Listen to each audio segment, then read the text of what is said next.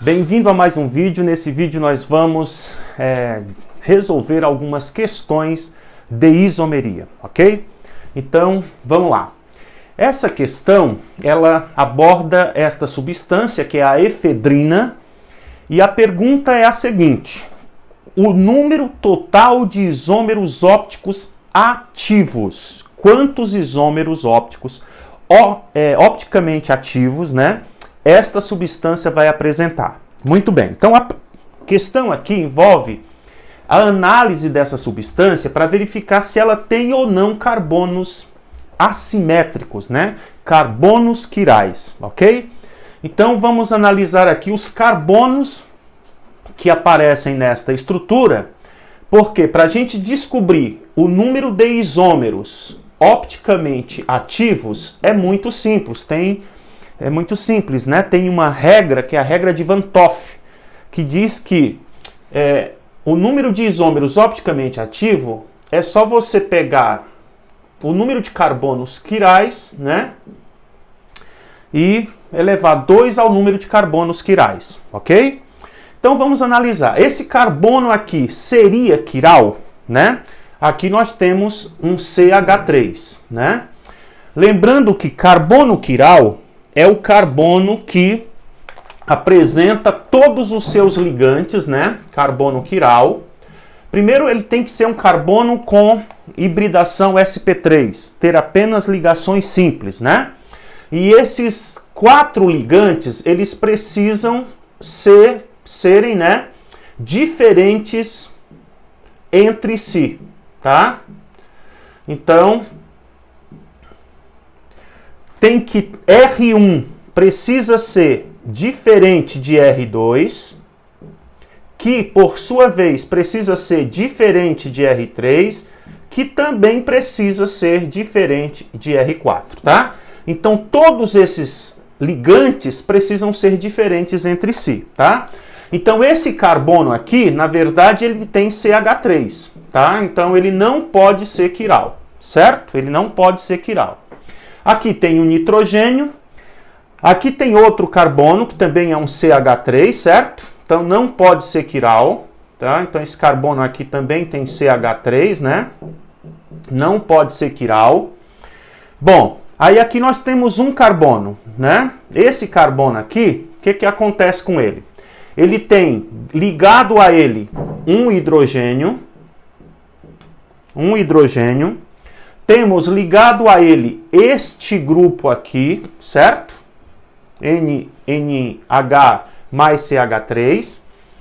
Tem o metil, certo? Aqui embaixo. E tem todo este grupo do lado de lá. Portanto, este é um carbono quiral, ok? Então, nós já temos aí um carbono quiral. Bom, o próximo carbono é este aqui, ó. Tá? Esse carbono aqui está ligado a um hidrogênio, certo? Está ligado ao grupo hidróxi aqui em cima. Está ligado a todo este grupo do lado direito, aqui, né? E está ligado ao fenil do lado de lá, ok? Portanto, este carbono também é quiral, tá bom? Muito bem. Aqui dentro do anel aromático, nós não temos carbonos assimétricos, né? Até porque todos eles fazem dupla ligação. Nós não temos carbono quiral aí, ok? Então, nós temos, na verdade, 2 carbonos quirais. Então, aqui é simples de resolver, né? O número de isômeros opticamente ativos é 2 elevado ao número de carbonos quirais, que é 2. Portanto, o número de isômeros opticamente ativos são 4 isômeros. O número é, portanto, 4, tá? Então, letra B de bola, ok? Então, esta foi uma questão. Bom, nessa questão, nós vamos resolver aqui essa questão. Tem um texto longo para ser lido, né? Mas, na verdade, todo este texto, ele, digamos assim, não traz elementos necessários para a resolução da questão, ok? O comando é este aqui, ó. As estruturas que apresentam um par de enantiômeros são as indicadas pelos números, tá? Então, aqui são dadas, portanto, 4 estruturas, e ele quer saber quais são as estruturas, aí tem as alternativas, que representam pares de enantiômeros. Pares de enantiômeros, ok? Então, o que são enantiômeros? Os enantiômeros, eles são imagens especulares um do outro, tá? Só que essas imagens, elas precisam ser diferentes dos objetos. Ou seja, o objeto, ele tem que ser assimétrico, né? Um objeto assimétrico, ele vai gerar uma imagem especular diferente dele, ok? Então, tanto o objeto quanto a imagem são chamados de enantiômeros. Muito bem, então aqui é importante, aqui as substâncias estão sendo representadas como o texto aqui está explicando, né? Através da estrutura, né, de Fischer, mas isso não traz problema para nós, que é chamado projeção de Fischer, né? Então, aqui no centro são os carbonos, ó. Os carbonos, ó. Se você olhar aqui, esse composto, né, espelhado aqui por este, né, entre eles é como se tivesse aqui um espelho plano, né? Então você vê que esse aqui é um carbono quiral e esse também. Esse carbono tem ligado a ele esse grupo carbonila aqui, né? Grupo dos aldeídos aqui. Aqui você tem um H, aqui você tem o OH e tem esse grupo aqui de baixo, tá certo? Este aqui tem o cloro, tem o hidrogênio, tem o CH3 e todo esse grupo de cima. Então, aqui nós temos 2 carbonos assimétricos. Portanto, se ele tem carbono assimétrico, ele vai gerar uma imagem especular diferente dele mesmo. Portanto, ele vai gerar enantiômeros, ok? Então, nós só precisamos verificar quais dos pares são enantiômeros. Então, a gente já pode verificar se os compostos 1 e 2 representam um par de enantiômero. Vamos verificar? Então, vamos lá, olha só. Então, imagine que aqui eu tenho um espelho, né?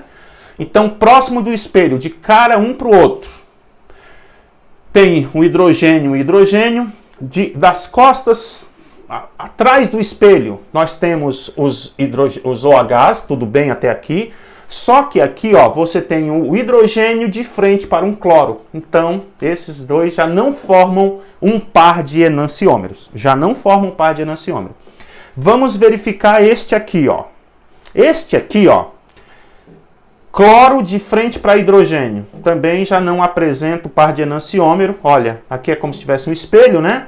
Então, não são imagens especulares um do outro.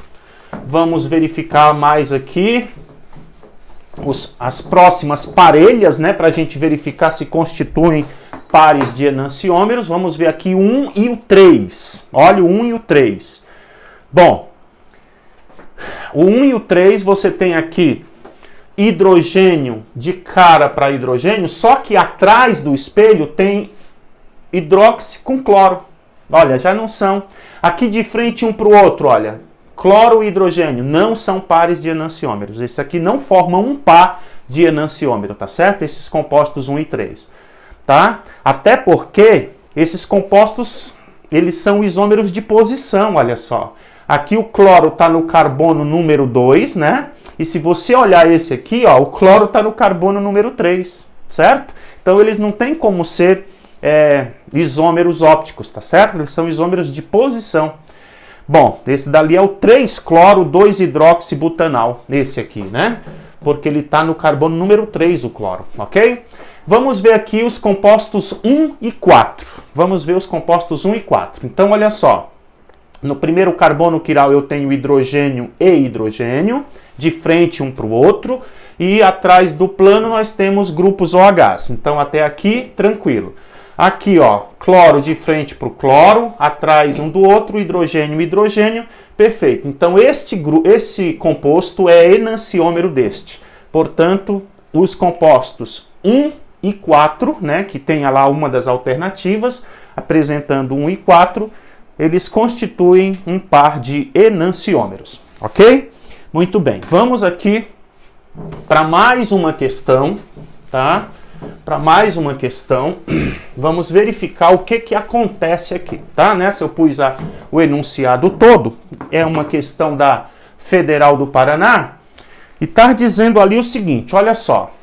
Ao tentar identificar todas as possibilidades de fórmulas estruturais do composto 1,2 de cloro ciclohexano, um estudante propôs as 4 estruturas mostradas aqui, né?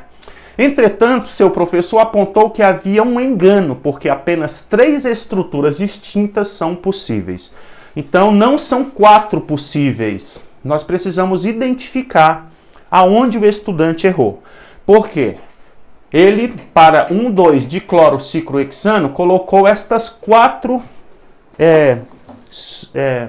estruturas como possíveis. Mas o seu professor disse que estava errado porque não são 4 as possíveis, apenas 3, né? Então nós vamos analisar essas questões, essas substâncias aqui. Então olhem só a substância número 1. Então está representado aqui o plano, né?